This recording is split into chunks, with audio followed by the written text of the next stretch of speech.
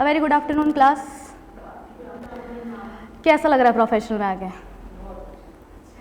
Congratulation सबसे पहले तो कि आप लोग यहाँ तक आ चुके हो, है ना।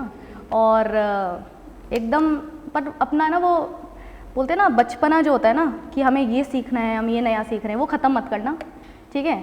ऐसा समझ के बैठना कि हम ग्राउंड लेवल से ही पढ़ रहे हैं। पढ़ाऊँगी भी मैं ऐसे ही कि जैसे तुम्हें कुछ नहीं आता, ठीक है। तो जिनको आता है वो भी अच्छे हैं, जिनको नहीं आता वो भी अच्छे हैं। समझ में आई चीज़? तो वो बचपना अपने दिमाग में रख के ही पढ़ना है। तो let me introduce myself first. I am C S Amisha Joshi और मैं आपको ऑडिट और एक ओपन बुक वाला सब्जेक्ट पढ़ाने वाली हूँ, ठीक है। बहुत थ्योरेटिकल है सब्जेक्ट, बट हम लोग ऐसे ही पढ़ेंगे कि तुम्हारा मैक्सिमम रिवीजन हो जाए क्लास में, ठीक है।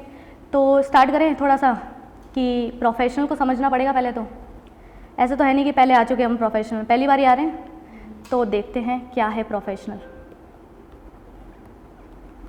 अच्छा, तुम्हें क्या लगता है कि एग्जीक्यूटिव से हार्ड होगा कि इजी होगा? फाइनल लेवल तो हार्ड ही होगा, बट मैं तो बोलूँगी नहीं है ना। उससे ज़्यादा इजी सिलेबस है इसका, एग्जीक्यूटिव से ज़्यादा इजी, ठीक है। ऐसा मैं क्यों बोल रही हूँ, रीज़न समझो, ध्यान सुनो। आपका जो प्रोफेशनल है ना, उसमें दो चीज़ें हैं। पहली बात तो तुम पहली बार तो एग्ज़ाम नहीं दे रहे हैं, आईसीएसआई को पहली बार फेस कर रहे हो क्या? तुम करके आए हो, ठीक है। तो थोड़ा तो पता चल गया होगा आईसीएसआई क्या है क्या नहीं है, थोड़ा तो नॉलेज आ गया होगा। एकदम ज़ीरो एक्सपीरियंस तो नहीं है। एग्जीक्यूटिव में ज़ीरो ही था, मानते हो कि नहीं मानते हो? ज़ीरो ही था। हम इमेच्योर ही होते उस टाइम में। तुम्हें पेपर राइटिंग आ गई तो चाहिए ही है, समझ में चीज़। तो पहला एडवांटेज। दूसरी चीज़, इसमें प्रैक्टिकल चीज़ें कम हैं और मेरे अकॉर्डिंग सीएस जो पढ़ रहा है उसको थ्योरेटिकल चीज़ें ज़्यादा अच्छी लगती होगी, इसलिए वो सीएस कर रहा है ना। या नहीं पसंद? प्रैक्टिकल ज़्यादा पसंद है। प्रैक्टिकल कुछ नहीं मिलने वाला इसमें, ठीक है। वो वाला प्रैक्टिकल जो तुम समझते हो प्रैक्टिकल है, जैसे टैक्स, सीएफएम, है ना। ओल्ड सिलेबस से कितने हैं यहाँ पे बच्चे?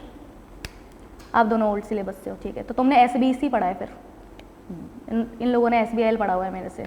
एसबीसी होता था ना पहले, ठीक है। अभी जो न्यू फेसेस हैं अपने आप को इंट्रोड्यूस करिए। आप चारों को तो मैं जानती हूँ बहुत अच्छे से, नाम भी याद है मुझे। दो तो वंशिका ही है, मेरी मुसीबत ही कम कर दी इन्होंने। दोनों वंशिका हैं तो कुछ टेंशन ही नहीं है। What's your good name? Palak. Vaidehi, Divisha, Vaidehi, Palak. Try करूँगी बैच के दौरान, जर्नी में याद हो ही जाता है मुझे, एंड तक तो याद हो ही जाता है। हो गया था, मैं तो देखो कितने सारे स्टूडेंट्स थे तुम्हारी क्लास में, सबको नाम से बुलाती थी ना, हो जाता है मुझे लास्ट में याद, ठीक है। ठीक है, तो सुनो अब अच्छे से। प्रोफेशनल को थोड़ा समझते हैं, बाद में हम सब्जेक्ट पे जाएंगे। पहले प्रोफेशनल तो समझ में आया कि क्या चीज़ है क्या नहीं है, ठीक है। बहुत ज़्यादा थ्योरेटिकल है ना, और वास्ट है क्या? बहुत ज़्यादा वास्ट है। मतलब एग्जीक्यूटिव से बहुत ही लेंदी है, ऐसा बोल सकते हो तुम। बट इंटरेस्टिंग है क्या? हाँ। और समझने लायक है क्या? हाँ। उसमें तुम्हें प्रॉब्लम नहीं आएगी, लेकिन प्रॉब्लम कहाँ आती है वो समझो। तुम्हें देखो, जब तुम एग्जीक्यूटिव का पेपर दे रहे थे तो जो एग्जामिनर वो क्या सोचता होगा कि ये प्रोफेशन में आने लायक है कि नहीं है, ये सोचता होगा। अब क्या सोचेगा? सीएस बनने लायक है कि नहीं है। समझ में आया? इसके बाद तो डिग्री देनी पड़ जाएगी ना उनको, समझ रहे हो तुम। तो यहाँ पे सिलेबस इतना परेशान तुम्हें नहीं करेगा जितना पेपर अटेम्प्ट करना करेगा। समझ में आई चीज़? उस पर हमें सबसे ज़्यादा वर्क करना है, और इस सब्जेक्ट में तो बहुत ज़्यादा, क्योंकि बहुत ही बेसिक बातें हैं। तुम्हें लगेगा कि बहुत ईजी सब्जेक्ट है, लेकिन वो ईजी हार्ड कब बन जाता है? जब हमें एग्जाम में कुछ याद नहीं रहता और हमें लिखना नहीं आता, प्रेजेंटेशन अच्छी नहीं है। तुम्हें क्या लग रहा है, तुम ही मैच्योर हुए हो क्या? या जितने भी प्रोफेशनल के बच्चे हैं जो एग्ज़ाम देने वाले, वो सभी मैच्योर है? तो उनसे हमारा पेपर स्टैंड आउट करवाना है हमें, बस इस चीज़ पे हमें वर्क करना है, एंटायर सब्जेक्ट पे। समझ में आई चीज़? चाहे वो ऑडिट हो, ओपन बुक हो, कोई अदर सब्जेक्ट हो, हमें बस ये इंश्योर करना है कि हम पढ़ भी रहे हैं, हमारे दिमाग में वो रह भी रहा है, और वो दिमाग में रहा हुआ जो हमारे दिमाग में है वो हमने पेपर में अच्छे से इम्प्लीमेंट भी कर दिया।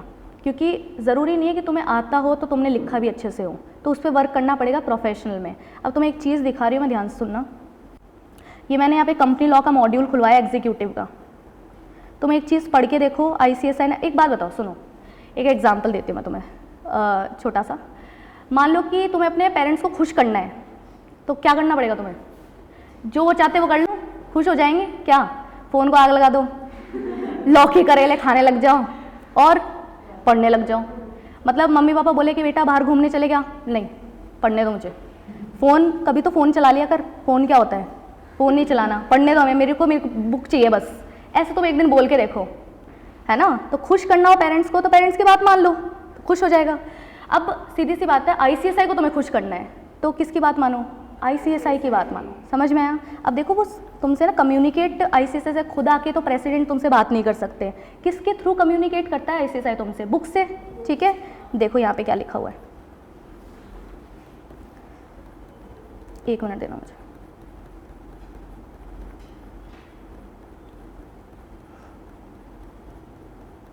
ऐसे मॉड्यूल देखे हैं क्या प्रोफेशनल के, थोड़ा गो थ्रू किया है, सब्जेक्ट्स पता है थोड़े बहुत, नहीं पता? एक मिनट,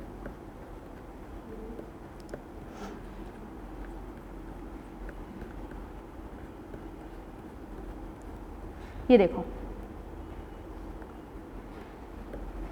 कौन सा मॉड्यूल है, कंपनी लॉ का है, एग्जीक्यूटिव का।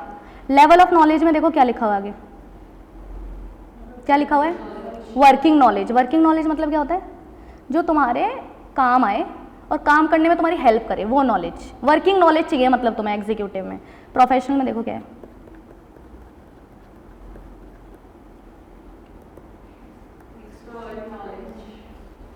ये चाहता है ICSI। समझ में आया।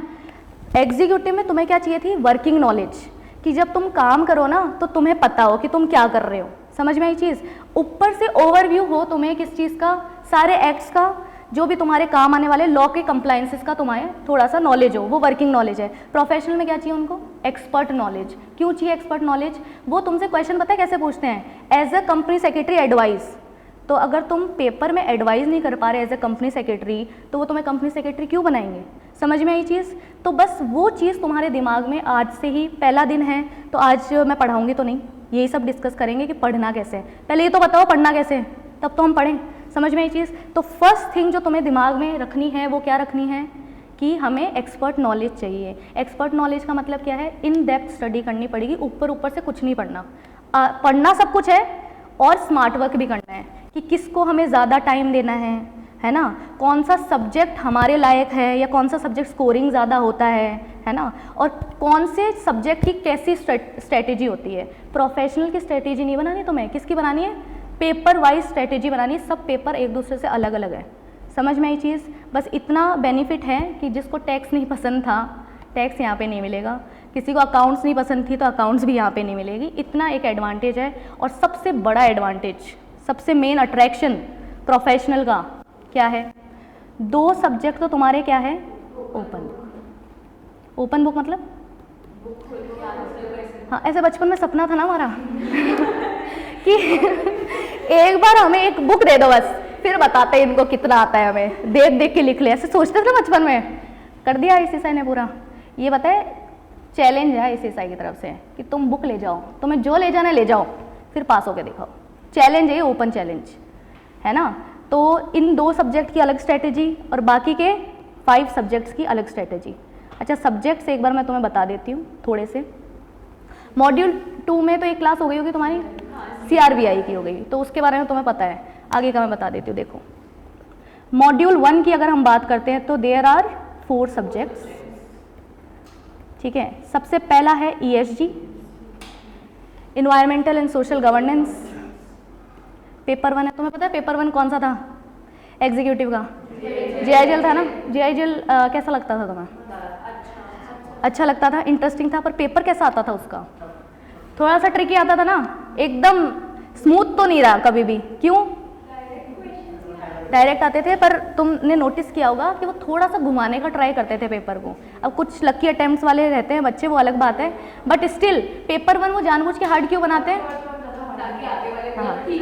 हाँ, वो तुम्हें पता है ICSI माइंड गेम्स खेलता है कि पहला पेपर थोड़ा सा ऐसा कर दो उनको, है ना, ताकि आगे के पेपर देने की हिम्मत ही ना बचे, होपलेस हो जाए थोड़े से ना। तो यही तो है वो। देखो एक चीज़ याद रखना, ये ओपन बुक देने का भी यही है मोटिव ICSI का, क्या कि इनका देखते प्रेजेंस ऑफ माइंड कितना है। ठीक है, कि इनको है ना on the spot case study दे दो जो इनको बुक में ना मिले, और फिर देखते हैं क्या लिखते हैं। समझ में आई चीज़। तो ओपन बुक इसलिए ही इन्होंने इंक्लूड किया अपने सिलेबस में, और ओपन बुक होना भी चाहिए, क्योंकि देखो रट के जो पास होते हैं और जो एक्चुअल में डिजर्विंग है, कैसे जज करेगा ICSI? ओपन बुक से जज करता है वो। समझ में आई चीज़ कि खाली रट्टा नहीं है, उन्होंने रट के आपने लैंग्वेज लिख दी तो मार्क्स तो देने पड़ते हैं सामने वाले को, क्योंकि हमने तो लिख दिया है ना, लेकिन एक्चुअल में उसको सच में आता है क्या वो जो उसने लिखा है, वो ओपन बुक से पता चलता है कि एक्चुअल में डिजर्विंग है।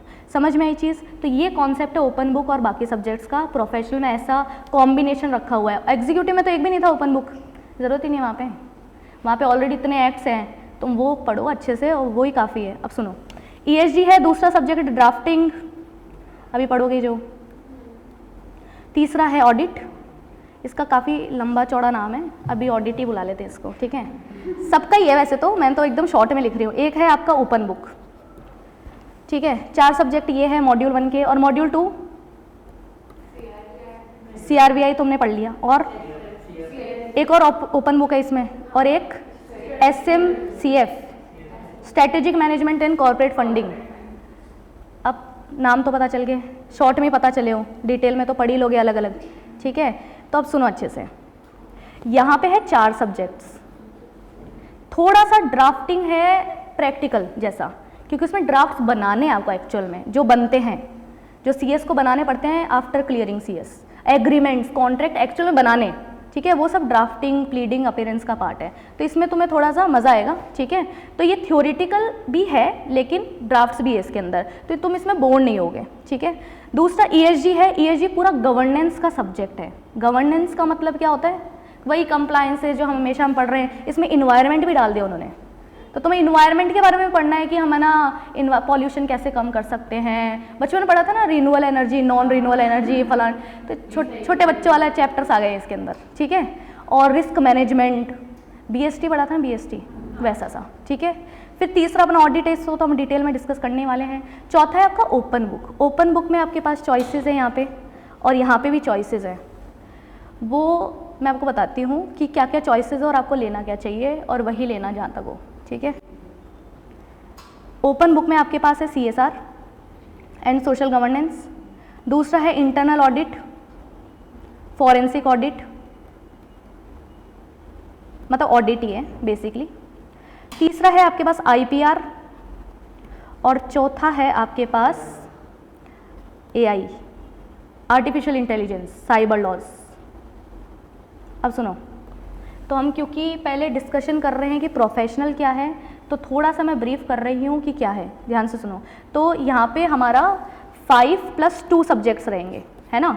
5 तो आपके फुल फ्लेज सब्जेक्ट है जिसको आपको रटना है, अंडरस्टैंड करना है, राइटिंग प्रैक्टिस करनी है, रिविजन्स करने हैं, है ना, और केस बेस्ड क्वेश्चन भी सॉल्व करने हैं, सब कुछ करना है इसमें 5 सब्जेक्ट में। 2 ओपन बुक है, इसको पढ़ना है क्या? नहीं, अरे बुक है क्यों पढ़ना है, ठीक है।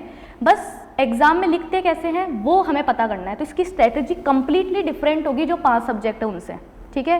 5 सब्जेक्ट में जो तुम एग्जीक्यूटिव में करते आ रहे हो वही करना है। ओपन बुक की स्ट्रेटेजी बहुत अलग होती है, बहुत अलग होती है, ठीक है। तो इसमें देखो क्या है, 4 सब्जेक्ट्स हैं।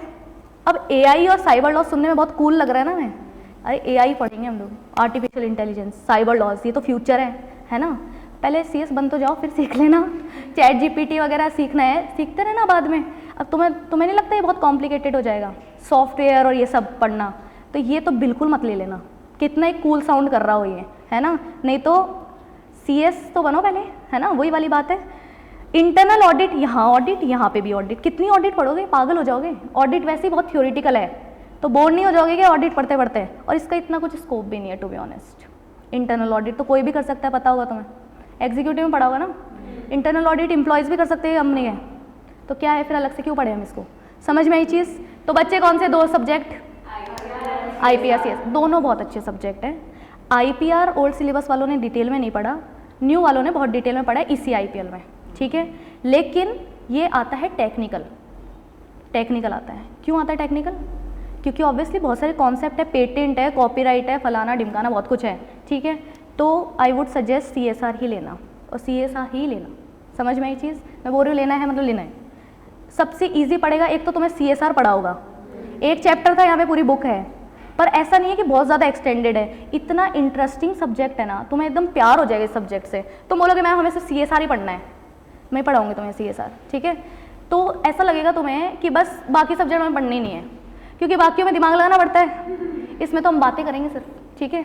और तुम्हें मैं एक्चुअल में ये सिखाऊंगी कि एग्जाम में लिखते कैसे, ओपन बुक में तुम अपना पेपर स्टैंड आउट कैसे कर सकते हो। तुम्हें नहीं लगता सबके पास बुक है तो छाप तो सब ही सकते हैं, तो तुम क्या ऐसा लिखोगे कि बाकियों से तुम स्टैंड आउट कर जाओ। इसमें वो मार्क्स नहीं देना चाहते ICSI कभी भी, क्योंकि उनको लगता है बुक तो है, लिख तो लिया, मार्क्स कम रखते हैं इनके।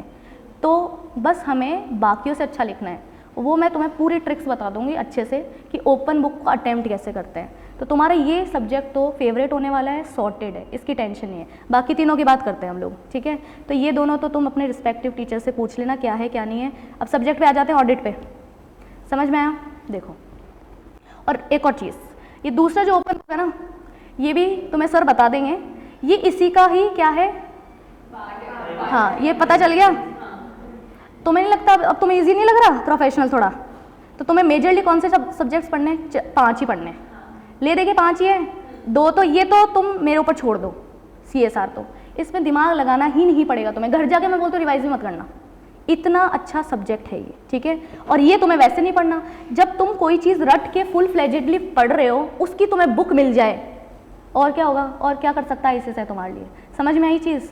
तो 2 तो सब्जेक्ट तुम्हारे सॉर्टेड हो गए, अब बचे 5 में से एक जो सब्जेक्ट हमारा ऑडिट, उसके बारे में हम डिस्कस करते हैं अब, ठीक है। आ जाओ, पहले तो इस सब्जेक्ट का नाम क्या है, पूरा नाम, compliance audit and due diligence, subject का नाम है ये नाम बहुत खतरनाक रखते हैं, ये तो बात है। JIG का कैसा नाम था, jurisprudence, interpretation and general laws. ये बच्चा नाम देख के डर जाएगी, इतना नाम है कि एड्रेस है ना। तो देखो, compliance audit and due diligence, इसका मतलब पूरा नाम है कंप्लायंस मैनेजमेंट, है ना, कंप्लायंस मैनेजमेंट। तो इसको शॉर्ट में बुलाते हैं हम लोग CMADD। क्या बुलाएंगे? CMADD। और उससे भी शॉर्ट कर रखा है ऑडिट। अरे बार बार नाम बुलाएंगे तो ये करते रह जाएंगे क्लास में, है ना। तो ऑडिट आपका रहेगा मेन सब्जेक्ट यहाँ पे। पेपर कौन सा होगा ये? Paper number 3। हार्ड नहीं होती, बहुत इजी लगेगी इनफैक्ट तुम्हें, इतनी इजी लगेगी कि तुम उसको बहुत कैजुअली लेने लग जाओगे सही में। बट रिवीजन बहुत मांगती है, इसलिए हार्ड लगती है बच्चों को, क्योंकि बहुत सारी चीज़ें ना। अब तुम एक बात बताओ, तुम्हें मैं ABCD पूछूंगी तो हार्ड लगेगी क्या? इतनी बार पढ़ी हुई है हमने, तुम्हें ऐसे कन्फ्यूजन होगी कि D के बाद क्या आता है, होगी क्या? पर एक छोटे बच्चे से पूछो, उसको कितना अटपटा लगता होगा, ये A है, ये पता नहीं क्या लिखा हुआ है, उसके बाद ये B पता नहीं क्या है। समझ में आ रहा है मैं क्या बोल रही हूँ? तो बस वही बात है कि रिवीजन मांगता है सब्जेक्ट बहुत ज़्यादा, ये और ESG दोनों ही इनफैक्ट। पर ESG में हम फिर भी थोड़ा सा अपने मन से लिख सकते हैं, क्योंकि ये इन्वायरमेंट वाली चीज़ थोड़ा सा अवेयरनेस पे है वो सब्जेक्ट। तो जितने तुम अवेयर हो उतना अच्छा लिखोगे, है ना। इसमें कुछ काम नहीं आता अवेयरनेस वगैरह, ये जो दे रखा है वही पढ़ना है। समझ में आया? और ये जो सब्जेक्ट है ना, एक्चुअल जॉब है तुम्हारी। एक्चुअली CS बनती है, तुम्हें यही करना है जो तुम इस सब्जेक्ट में पढ़ रहे हो, है ना। Compliance management, audit, due diligence, ये CS का काम है, ठीक है। तो जो CS की एक्चुअल में जॉब है जो तुम्हें इमीडिएटली करनी है। देखो, जो ESG वाला सब्जेक्ट है पेपर नंबर 1, वो थोड़ा 5-6 साल बाद करना होता है CS को, CS बनने के बाद। गवर्नेंस थोड़ा लेट आता है, वो एक्सपीरियंस CS ज़्यादा करते हैं, प्रैक्टिकली बता रही हूँ जो होता है। ये तो तुम्हें ऑन द स्पॉट करना ही है CS बनते। तो ये जॉब है, उसी की तरीके से हम पढ़ेंगे। एक्सपर्ट नॉलेज मांगे तो उनको वही देंगे, जितना हो सकता है प्रैक्टिकल एस्पेक्ट से हम लोग पढ़ेंगे, इन डेप्थ स्टडी करेंगे।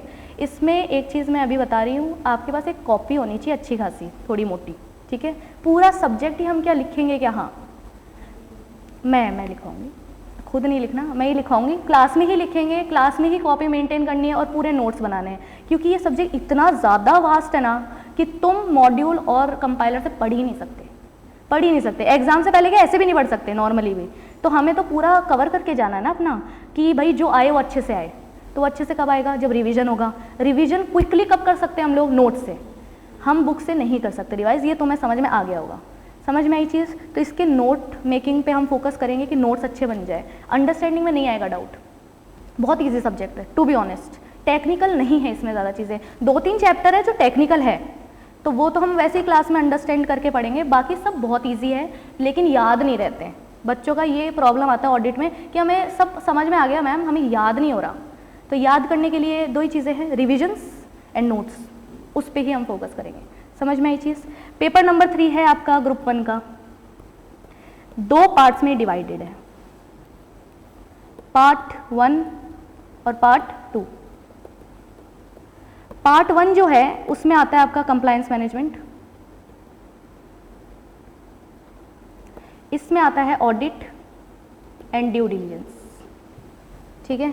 ये है आपका 40 मार्क्स का, ये है आपका 60 मार्क्स का। इसमें है 7 चैप्टर्स और इसमें है आपके 9 चैप्टर्स। टोटल कितने हो गए? 16 चैप्टर्स। तो टोटल हमें 16 चैप्टर्स पढ़ने यहाँ पे। और भाई कंपनी लॉ में कितने थे? तुम्हारे वाले में ज़्यादा थे, ओल्ड सिलेबस में 23 समथिंग थे, और SBL में भी 20 थे। तो हम 20 पढ़ के आए हैं, यहाँ पे 16 ही पढ़ने हैं, ठीक है। कम है, लग रहा है कम है, ठीक है। अब देखो क्या है, 7 चैप्टर। तुम बताओ किस पे फोकस ज़्यादा करना चाहिए हमें, पार्ट ए में या पार्ट बी में? Part A. क्यों? 40 चाहिए पास होने के लिए, 40 दे रहा है वो, कम चैप्टर्स पढ़ने हैं, यही होता है ट्रिक, यही पढ़ के आए हैं हम लोग एग्जीक्यूटिव में भी। तो किस पे फोकस हमारा ज़्यादा होगा?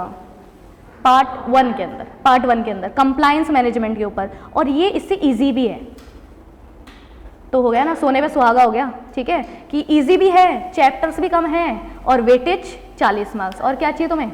चाहिए और कुछ? काफ़ी है, ठीक है। ज़्यादा लालच भी नहीं करना चाहिए। 2 ओपन बुक दे दिए, है ना, अच्छा खासा बाइफरकेशन है सब में, अब जान लोगे क्या इसे सही, ठीक है। तो अब एक्सपर्ट नॉलेज डिमांड कर रहा है तो बस वो देना है। समझ में आ गई चीज़, ठीक है। अब थोड़ा सा हम लोग, मैं तुम्हें ओवरव्यू दे देती हूँ चैप्टर्स का। देखो क्या क्या है। सबसे पहला क्या है? Compliance framework. थोड़ा बोरिंग चैप्टर, मैं खुद ही बोल रही हूँ। क्यों? इसमें सॉफ्टवेयर्स पढ़ने हैं, मतलब IT इंफॉर्मेशन टेक्नोलॉजी के रिगार्डिंग चीज़ें, तो थोड़ा बोर हो जाता है, लेकिन स्टिल साथ में मिलके बोर होंगे इसमें, है ना कोई बात नहीं। पर ये ही एक चैप्टर है जिसको तुम्हें थोड़ा सर्वाइव करना है, बाकी ये एकदम मक्खन चैप्टर्स है एकदम, ठीक है। बहुत ही प्यारे चैप्टर्स है। इसमें क्या है? Documentation and maintenance of records. तुमने एग्जीक्यूटिव में जब कंपनी लॉ पढ़ा तो तुम्हें नहीं लगा कि बोर्ड मीटिंग का नोटिस भेजना, ठीक है, फिर बाद में बोर्ड मीटिंग अटेंड करना, फिर उसके सारे रिकॉर्ड्स, मिनट्स वगैरह मेंटेन रखना। हर जगह तुमने एक 2 लाइन कॉमन पढ़ी होगी, authenticated by CS in the custody of CS। तो किसको रिकॉर्ड मेंटेन करना है? CS को, ठीक है। तो बहुत ईजी चैप्टर है, बेस तुम्हें आता है, बस ऊपर ऊपर से चीज़ें पढ़नी है, ठीक है। रिकॉर्ड जितने भी होते हैं कंपनी के, कौन मेंटेन करता है? CS ही करता है। तो उसके बारे में हमें यहाँ पे पढ़ना पड़ेगा। फिर देखो क्या है, साइनिंग एंड सर्टिफिकेशन। ये भी जगह जगह हमने पढ़ा हुआ है, अलग अलग फॉर्म्स जाते हैं, है ना, उसका साइनिंग और सर्टिफिकेशन कौन करता है? CS ही करता है। और ये क्या जॉब वाले CS की बातें कर रहे हैं क्या हम ये दोनों, या PCS की? जॉब वाले CS करते हैं ना, ये क्या क्या रिकॉर्ड्स मेंटेन करते हैं कंपनी के, उनके पास ही रहता है कस्टडी में। और जगह जगह जहाँ जहाँ साइनिंग करनी होती है, सर्टिफाई करना होता है, वहाँ वहाँ साइनिंग करते हैं। जैसे एनुअल रिटर्न पढ़ी होगी तुमने, एनुअल रिटर्न फॉर्म याद है क्या?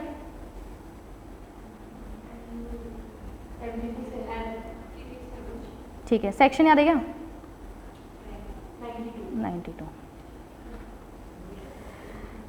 निकला नहीं अभी तक दिमाग से एग्जीक्यूटिव, अच्छी बात है। सुनो, तो ये हमारा मेन काम है साइनिंग वगैरह का, फॉर्म फाइलिंग का, ये सब। तो ये CS से रिगार्डिंग, जॉब रिगार्डिंग चैप्टर्स है आपके। ये पता है, तुम ये चैप्टर जब, ये सब्जेक्ट जब तुम पढ़ लोगे ना, तो तुम्हें पता चल जाएगा कि तुम्हें जॉब करनी है कि PCS बनना है ना। तो ये सब्जेक्ट तुम्हें क्लैरिटी देगा कि आगे जाके करना क्या है, जॉब करनी है या हम लोग प्रैक्टिस में जाना चाहते हैं, ठीक है। देखो, जब तुम ये दोनों चैप्टर पढ़ोगे तुम्हें मन करेगा जॉब करेंगे, नीचे वाले चैप्टर पढ़ोगे तो तुम्हें लगेगा नहीं नहीं हम तो प्रैक्टिस में जाएंगे। तो दोनों मिक्सचर है, मिक्स फीलिंग देगा तुम्हें। Legal framework for governing CS। अभी जो ओल्ड सिलेबस वाले ना, तुम्हारे लिए ये चैप्टर बहुत ईजी है, तुमने पढ़ा होगा ना, misconduct, professional misconduct, Schedule 1, Schedule 2, बहुत ईजी है ये तुम्हारे लिए, क्योंकि ये तुम्हारा पूरा पढ़ा हुआ है, कॉपी पेस्ट है, कुछ भी चेंज नहीं है इसके अंदर। जो न्यू सिलेबस है उनके लिए भी ईजी होने वाला है, क्योंकि अपना है ना, CS के ऊपर है, समझ में आया। अब CS की कितनी बातें कर लो तुमसे, तुम्हें ईजी लगेगी वो, क्योंकि तुम्हें ऐसा लगेगा कि हाँ ये तो हम पे लग रहा है, हमें जेल होगी, हमें फाइन देना पड़ेगा, तो अपने आप ही याद हो जाता है, इसमें टेंशन नहीं है ज़्यादा, ठीक है। उसके बाद मतलब इसमें हम CS एक्ट पढ़ेंगे ना। ईयर याद है क्या कर रहे हो तुम? इसका ईयर तो याद कर लो कम से कम, 1980, ठीक है। उसके बारे में हम लोग यहाँ पे पढ़ेंगे, ठीक है। अच्छा, नेक्स्ट क्लास कब से है तुम्हारी? अच्छा, 3 से ही है, देखो क्या है फिर। वैल्यूज, एथिक्स और प्रोफेशनल कंडक्ट। चैप्टर नंबर 5 किसके बारे में बात कर रहे हैं? एथिक्स, वैल्यूज और प्रोफेशनल कंडक्ट।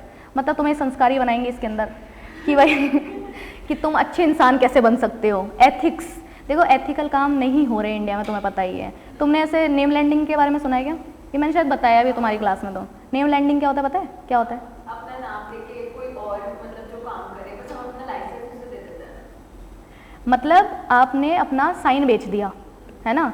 मान लो एक कंपनी है, वो अप्रोच कर रही है किसी सीएस को, पीसीएस को, और बोल रही है कि तुम्हारा ना नाम और सीओपी हमें यूज़ करने दो, सर्टिफिकेट ऑफ प्रैक्टिस वगैरह, क्योंकि उनको जगह जगह लगाना पड़ता है सीएस के साइन वगैरह, वो हमें यूज़ करने दो, हर महीने हम तुम्हें 15-20 हज़ार रुपये दे देंगे फ्री में। अब जैसे मैं टीचिंग करा रही हूँ तो मेरे तो कोई काम नहीं आ रहा कुछ भी, साइनिंग वगैरह या सीओपी वगैरह, तो कंपनी अगर मेरे को अप्रोच करती है कि महीने के 20 हज़ार मिल जाएंगे, तो मेरे दिमाग में क्या चमकेगा? 20 हज़ार से मैं क्या क्या कर सकती हूँ, ये आएगा। बिना कुछ करे 20 हज़ार रुपये मिल रहे हैं ना। लेकिन तुम्हें नहीं लगता है बहुत गलत चीज़ है? क्यों गलत है? मैंने एक पर्सन की जॉब खा ली, अगर मैं ये काम नहीं करती तो इनको सीएस रखना पड़ता है ना, वो भी है, ठीक है। हाँ नाम तो मेरा चल रहा है ना। तो ऐसे उल्टे सीधे काम करो ही मत ना जीवन में। क्यों फंसना है, क्यों करना है? इतनी मुश्किल से डिग्री मिलती है, इतना पढ़ के। आईसीएसआई को तो 2 मिनट लगेगा डिग्री लेने में, बार करने में, ठीक है। तो वही वाली चीज़ है कि ऐसे काम नहीं करना चाहिए। तो वो डेवलप तो तुम्हें अभी कराना पड़ेगा, क्योंकि तुम तो अभी डिग्री लेने वाले हो, फिर तुम क्या करोगे, कब सिखाएगा फिर तुम्हें आईसीएसआई? तो अभी तुम्हें ये सब सिखा रहा है कि वैल्यूज़, एथिक्स और प्रोफेशनल कंडक्ट कैसे किया जाता है, ठीक है। उसके बाद है नॉन कंप्लाइंसेस, पेनल्टीज, एडजुडिकेशंस, दुनिया भर की पेनल्टीज जगह जगह की, है ना। वो हमें पढ़ना है कि नॉन कंप्लाइंसेस कौन सा माना जाएगा कि नॉन कंप्लाइंस है, उसमें कितनी कितनी पेनल्टी है। तो बहुत ज़्यादा पेनल्टीज पढ़नी है इसमें पढ़नी पड़ेगी भी। तुम छोड़ के गए थे मुझे पता है एग्जीक्यूटिव में, यहाँ पे थोड़ी पढ़नी पड़ेगी। उसके बाद एडजुडिकेशन, एडजुडिकेशन क्या होता है? कोर्ट वाले काम, तो वो भी सीएसई कराता है। रिप्रेजेंट तो सीएसई करता है। मान लो कि तुम्हारी कंपनी में फालतू पे किसी ने ना पेनल्टी लगा दी, आरओसी ने, तो कौन करेगा अपील वगैरह? सीएसई करेगा। तो वो सब प्रोसेस पूरा इसमें पढ़ेंगे। रिलीफ एंड रेमेडीज, अब कुछ प्रॉब्लम आ रही है कंपनी को, तो रिलीफ एंड रेमेडीज भी कौन देगा? सीएसई देगा। तो तुम्हें पता तो हो क्या क्या रिलीफ और रेमेडीज अवेलेबल है। तो बहुत ज़्यादा इंटरेस्टिंग होने वाले ये चैप्टर्स। फिर देखो क्या है, और ऐसा ही कुछ तुम ड्राफ्टिंग में भी पढ़ोगे, या एडजुडिकेशन के बारे में, रेमेडीज के बारे में, थोड़ा जेआईजीएल से रिलेटेड जो कॉन्सेप्ट है वो वापस से आएंगे ड्राफ्टिंग में, पेपर नंबर 2 में। तो काफ़ी जुड़ा हुआ है, तो ईजी रहता है ना। कुछ कॉन्सेप्ट हमारे क्लियर है, फिर हम वापस से उसको दूसरे सब्जेक्ट में क्लियर कर रहे हैं, तो ईजी पड़ता है ना, एक ही चीज़ को 2 बार पढ़ना है। तो फिर पार्ट 2 आपका कॉन्सेप्ट ऑफ वेरियस ऑडिट्स, अलग अलग तरह की ऑडिट्स। नाम बता सकते हो कुछ ऑडिट्स का? सेक्रेटेरियल ऑडिट तो हमारा है, तो हमें पहले वही आता है। स्टैट्यूटरी ऑडिट वो हमारा नहीं है, पर हमें याद रहता है। इंटरनल ऑडिट और फॉरेंसिक अभी बताई हमने, इंटरनल हो गई। और कौन सी रह गई? कॉस्ट, उनको भूल गए तुम, तुम्हारे भाई है वो भी, सीएमए वालों को भूल गए। कॉस्ट ऑडिट इतना ही सुनिए, और कोई सुनिए क्या ऑडिट? टैक्स ऑडिट, जिस पे अभी मुद्दा चल रहा है काफ़ी, तो टैक्स ऑडिट इतनी है। और कोई ऑडिट सुनिए, यहाँ पे पढ़ोगे बहुत सारी ऑडिट। तुम सोच भी नहीं सकते सीएस कितनी कितनी ऑडिट कर सकता है। सिर्फ सेक्रेटरियल तो देखो मेन सीएस का ही है, वो तो है ही। मैं तुम्हें कुछ नाम बताती हूँ। Corporate governance audit, CSR audit, social audit, takeover audit, takeover code पढ़ा होगा ना सेबी के अंदर, insider trading audit, cyber audit, systems audit, IT audit, environmental audit, और भी है। समझ में आया? तो कितनी ऑडिटें लिख दी मैंने यहाँ पे, इतनी सारी, ये स्कोप है तुम्हारा। समझ में आ रहा है? मतलब सीएस क्या करता, सीए क्या करता है? स्टैट्यूटरी ऑडिट करता है। स्टैट्यूटरी ऑडिट में सीए क्या करता है? फिनेंशियल पोजीशन स्टडी करता है, फिनेंशियल स्टेटमेंट स्टडी करता है, बुक्स ऑफ अकाउंट्स की ऑडिट होती है वो। समझ में आया? उसको छोड़ के और कॉस्ट ऑडिट को छोड़ के जितनी भी ऑडिटें हैं इतनी सारी, ये सब सीएस करता है। समझ में आया? तो कितनी ऑडिट्स हो गई? तुम्हें एक ही ऑडिट पढ़ना है क्या? नहीं, बहुत सारे। तो अलग अलग कॉन्सेप्ट है वेरियस ऑडिट का, वो हम इसमें पढ़ेंगे। फिर देखो यहाँ पे क्या है, ये तो मेन है अपना सेक्रेटरियल ऑडिट, और इंटरनल ऑडिट भी हम पढ़ लेते हैं। तो ये 2 चीज़ें हैं जो सीएस जिसमें काम करता है मेजरली। तो ये 2 ऑडिट के चैप्टर्स उन्होंने अलग से दे रखे हैं। बाकी सारी ऑडिट्स इसमें पढ़नी है, चैप्टर नंबर 8 में, ठीक है। उसके बाद देखो ये जो तुम्हें दिख रहा है ना, ये है तुम्हारा ऑडिट प्रोसेस। ये 4 चैप्टर पढ़ के तुम ऑडिट करना सीख जाओगे, ऑडिट सीख ही जाओगे 4 चैप्टर पढ़ के। सबसे पहले इंगेजमेंट, ऑडिट इंगेजमेंट मतलब तुम्हें हायर किया गया है कि तुम ऑडिट करो, तुम पीसीएस हो, तुम्हें हायर किया गया है कि हमारी कंपनी की सेक्रेटेरियल ऑडिट करो, तो इंगेजमेंट होगी सबसे पहले।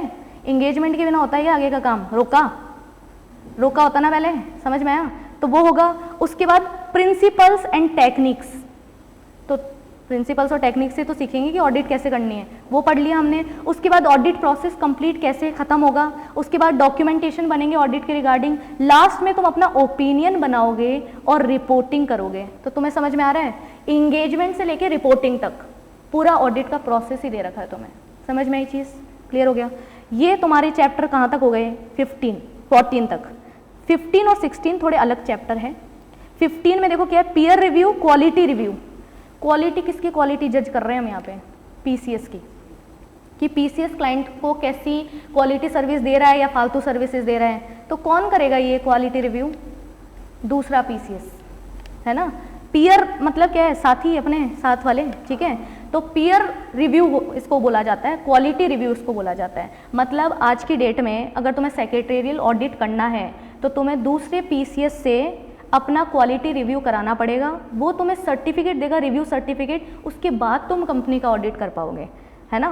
तो ये अभी आया है, 2023 से ही एप्लीकेबल हुआ है, उससे पहले कोई भी कर रहा था। कॉन्सेप्ट ये तब भी था, अब मैंडेटरी हो गया है, ठीक है।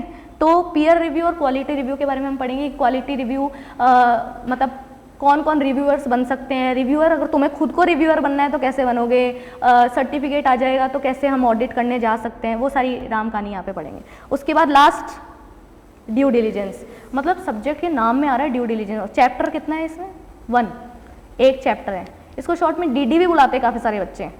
और चैप्टर कितना है, 1, और ये सबसे इंटरेस्टिंग चैप्टर है ड्यू डिलीजेंस, ठीक है। इसको भी हम डिटेल में पढ़ेंगे, इन डेप्थ स्टडी करेंगे। चैप्टर दिखने में एक है पर काफ़ी स्कोरिंग है और काफ़ी वेटेज का आता है ये, क्योंकि ऑब्वियसली सब्जेक्ट के नाम में आ रहा है भाई डीडी, है ना। ड्यू डिलीजेंस अलग से पार्ट है, तो ये तो हो गया ऑडिट का पूरा, और लास्ट में ड्यू डिलीजेंस। समझ में आया, थोड़ा आइडिया लगा कि क्या पढ़ना है इसमें एग्जैक्टली हमें, है ना। डिटेल में तो आगे ही पता चलेगा, अभी एक दिन में तो कैसे पता चल जाएगा, बट थोड़ा सा ऐसा लगा होगा ना, थोड़ा दिमाग में पिक्चर बनी होगी एक सब्जेक्ट के रिगार्डिंग कि अच्छा ये इसके अंदर हमें डील करना पड़ेगा। मेजरली ऑडिट, ठीक है। कंप्लायंस मैनेजमेंट तो पूरा बीएसटी जैसा है ना, और वो बहुत इंटरेस्टिंग है। चैप्टर 1 थोड़ा स्लो चलता है, बाकी 2 से लेके आपके 7 चैप्टर तो एकदम ही ईजी है, बहुत ही इंटरेस्टिंग है, ठीक है। ये वाला पार्ट है, और लास्ट के भी ड्यू डिलीजेंस चैप्टर भी काफ़ी इंटरेस्टिंग है। समझ में आ गया, आइडिया लग गया थोड़ा। तो कल से एक कॉपी मेंटेन हो जानी चाहिए अच्छी वाली, थोड़ी सी मोटी, एकदम ही पतली वाली भी मत बनाना, थोड़ी सी मोटी कॉपी बना लेना। उससे क्या होगा कि आप थोड़ा प्रेजेंटेशन करके भी आंसर लिख पाओगे, मतलब जो भी मैं लिखवाऊंगी नोट्स प्रेजेंट करके भी बना पाओगे। क्लियर हो गया, पूरा सब्जेक्ट ही लिखेंगे क्या, बिल्कुल, है ना। तो मैं चाहती हूँ कि तुम बुक से ना पढ़ो इसको, काफ़ी लेंदी है, क्योंकि बाकी का तुम लैंग्वेज स्टडी वगैरह कर सकते हो, इतने लेंदी सिलेबस को मास्टर करने के लिए हमें बुक से पढ़ना ही नहीं चाहिए मेरे अकॉर्डिंग। तो हर एक चीज़ के नोट्स बना लो, ब्रीफ में लिख लो, और अपनी लैंग्वेज, इतनी तो तुम्हारी लैंग्वेज डेवलप हो ही जाएगी। आंसर राइटिंग प्रैक्टिस भी करेंगे हम लोग, उससे क्या होगा, लैंग्वेज तुम्हें बनाना आ जाएगा, फॉर्म करना आ जाएगा, कीवर्ड सारे प्रोसेसेस वगैरह याद हो जाएंगे। समझ में आ गया, कोई डाउट सब्जेक्ट के रिगार्डिंग, सीएस के रिगार्डिंग, प्रोफेशनल के रिगार्डिंग? हाँ, उसमें मैं बोलूँगी देखो, ओपन बुक में मार्क्स नहीं दे रहे हैं, नहीं तो स्कोरिंग तो वही है ना, लेकिन उस पर अपन डिपेंडेंट नहीं हो सकते, क्योंकि हो सकता है कि उनका अलग अलग है। देखो आईसीएसआई है ना, हमेशा सोच के चलता है कि इस अटेम्प्ट में ओपन बुक में मार्क्स देने कि नहीं देने, है ना, या फिर किस बेसिस पे मार्क्स देने हैं। तो ओपन बुक बहुत ज़्यादा ट्रिकी है, उस पर हम लोग डिपेंडेंट बिल्कुल नहीं हो सकते, है ना। ये ज़रूर है कि तुम उसमें फेल नहीं होगे, बुक है तुम्हारे पास, फेल तो नहीं होते हैं उसमें, ठीक है। और अच्छे मार्क्स भी आ जाएंगे अगर अच्छे से टेक्निकली हम पढ़ेंगे तो 50s, 55, 60s में मार्क्स आ सकते हैं आराम से, है ना। और अगर जो मैंने बता दिया ओपन बुक में वो कर लिया ना तुमने, इन बहुत अच्छे मार्क्स आ सकते हैं। वो अलग बात है, इसी से देना नहीं चाहता ओपन बुक में मार्क्स, क्योंकि उसको ऐसा लगता है ना बुक है उनके पास। समझ में ये चीज़। मॉड्यूल 1 की अगर मैं बात करती हूँ तो सबसे स्कोरिंग ऑडिट ही है मेरे अकॉर्डिंग, मेरा सब्जेक्ट इसलिए नहीं बोल रही मैं। SBL में भी मैंने ऐसे ही बोला था, क्योंकि होता ही वही है, मैं क्या करूँ, अब जो है वो है। अब देखो ESG एक तो पेपर 1 है और CS का मेन सब्जेक्ट है। क्यों? क्योंकि उसमें 3 चैप्टर है, 3, 4 एंड 5, वो है एडवांस कंपनी लॉ। तो तुम्हें लगता है कि ईजी देंगे? कंपनी लॉ ईजी आता है क्या कभी भी? कंपनी लॉ ईजी आया है क्या कभी भी एग्जीक्यूटिव में? अरे भाई पढ़ के जाते हैं उनको सब ईजी लगता है वंशिका, पर बाकी जो पेपर है उनके मुकाबले तो थोड़ा ट्रिकी होता है ना, और केस बेस्ड भी होता है, और जजमेंट हो तो मैं जज भी उसी पे किया जाता है। तो सोचो ना, एडवांस कंपनी लॉ है यहाँ पे। पहले पता है ESG का नाम एडवांस कंपनी लॉ ही था, फिर हुआ आपका क्या तो था, कुछ तो था, उसके बाद ये ESG, समझ में आया? तो इसका काफ़ी वो वेरिएशन हुआ है, ठीक है। कॉर्पोरेट गवर्नेंस रिस्क मैनेजमेंट ऐसा कुछ नाम था उसका, CG बुलाते थे प्यार से उसको, पहले वाले सिलेबस को, ठीक है। तो ये सारी चीज़ें समझनी पड़ेगी तुम्हें कि नेचर कैसा है सब्जेक्ट का। तो स्कोरिंग ESG तो मैं नहीं बोलूँगी, क्योंकि अगर उनको एकदम ही ट्रिकी और ख़तरनाक बनाना होगा तो ESG को ही चूज़ करेंगे, है ना। दूसरा आपका हो गया ड्राफ्टिंग में तुम्हें बहुत प्रैक्टिस लगेगी, बहुत ज़्यादा प्रैक्टिस। ड्राफ्ट प्रैक्टिस करने पड़ते हैं। मैं तुम्हें बोलूँ कॉन्ट्रैक्ट लिखना है, एक बार लिखने से आ जाएगा क्या? बहुत बार लिखना पड़ेगा। तो तुम्हारी प्रैक्टिस अच्छी है तो बहुत स्कोरिंग है। अब इन्होंने पता न्यू सिलेबस में क्या किया है 2022 के बाद में, पहले ये जो सब्जेक्ट था ये बहुत टेक्निकल आता था, ये वाला, ठीक है। इसका नाम पहले था secretarial audit, compliance management and due diligence, SACMDD ऐसा नाम था इसका पहले, ठीक है। तो ये सच में टेक्निकल था। अब इन्होंने इसको ईजी कर दिया और ड्राफ्टिंग को थोड़ा सा टेक्निकल कर दिया। समझ रहे हो तो मैं क्या बोल रही हूँ?